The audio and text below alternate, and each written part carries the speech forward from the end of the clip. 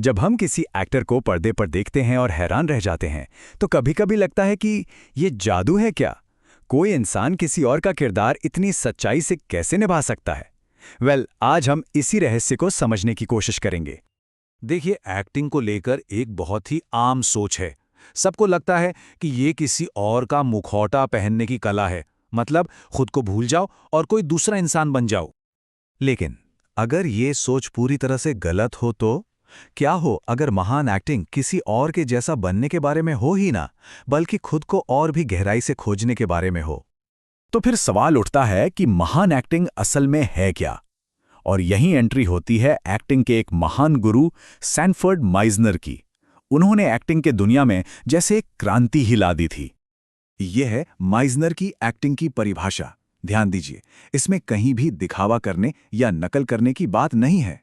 इसका मतलब है एक काल्पनिक दुनिया में रहते हुए हर पल में सच्ची भावनाओं को महसूस करना और सच्चाई से रिएक्ट करना। माइसनर का मानना था कि एक्टर्स के अंदर सच्चाई तो होती है, लेकिन दो बहुत बड़ी दिक्कतें हैं जो उन्हें उस सच्चाई तक पहुंचने से रोकती हैं। ये वो रुकावटें हैं जो उन्हें उस पल में पूरी तरह से मौजूद रहने नहीं देती। पहली दिक्कत, सेल्फ कॉन्शियसनेस। मतलब एक्टर्स के दिमाग में हर वक्त ये चलता रहता है, मैं कैसा दिख रहा हूं, क्या मैं सही कर रहा हूं? और दूसरी, वो सच में सुनते नहीं हैं। वो बस अपनी लाइन बोलने की बारी का इंतजार करते हैं। एक पल के लिए अपनी रोज की जिंदगी के बारे में सोचिए। जब कोई हमसे बात कर रहा होता है, तो क्या हम वाकई उनकी बात को, उनके जज्बात को सुन रहे होते हैं? या फिर हमारा दिमाग पहले से ये तैयारी कर रहा होता है कि इसके बाद हमें क्या बोलना है? बस यही छोटा सा फर्क है जो एक सच्ची बातचीत और एक दिखावटी बातचीत में होता है, और यही फर्क एक्टिंग की भी जड़ है। तो इन दो बड़ी मुश्किलों को दूर करने के लिए माइसनर ने एक बहुत ही मशहूर एक्सरसाइज बनाई, द रेपिटिशन एक्सरसाइज, यानी दोहराव का अभ्यास। अब ये सुनने में शायद थोड़ा अजीब लगे, पर इसके पीछे का लॉजिक बहुत गहरा है। इसका लॉजिक कमाल का है। देखिए, ये एक बहुत ही साधारण सी सच्ची बात से शुरू होता है, जैसे तुम्हारी शर्ट नीली है। अब जब दो लोग इसी लाइन को बार बार दोहराते हैं, तो धीरे धीरे शब्दों का मतलब खत्म हो जाता है। फिर ध्यान इस पर जाता है कि सामने वाला उस लाइन को कैसे बोल रहा है, उसकी आवाज का लहजा, उसकी बॉडी लैंग्वेज, सब कुछ। और यहीं इस एक्सरसाइज का असली मकसद सामने आता है। जब किसी का 100% ध्यान दूसरे इंसान पर होता है, तो अपने बारे में चिंता करने का, सेल्फ कॉन्शियस होने का मौका ही नहीं मिलता। वो अपने आप गायब हो जाता है। और ये कहावत बिल्कुल फिट बैठती है। मतलब व्यवहार शब्दों से कहीं ज्यादा ताकतवर होता है। लोग अपने शब्दों से झूठ बोल सकते हैं, पर उनका व्यवहार, उनकी बॉडी लैंग्वेज, वो अक्सर सच बता ही देती है। ये एक्सरसाइज एक्टर्स को उसी सच्चाई पर रिएक्ट करना सिखाती है। अच्छा, तो मान लीजिए एक एक्टर अब ध्यान देना और सुनना सीख गया, लेकिन सीन के लिए जो सच्ची भावनाएं चाहिए, वो कहां से आएंगी? क्या इसके लिए उन्हें अपनी पुरानी दर्द भरी यादों को कुरेदना पड़ेगा? यहीं पर माइजनर का तरीका ली स्ट्रासबर्ग की मशहूर मेथड एक्टिंग से बिल्कुल अलग हो जाता है।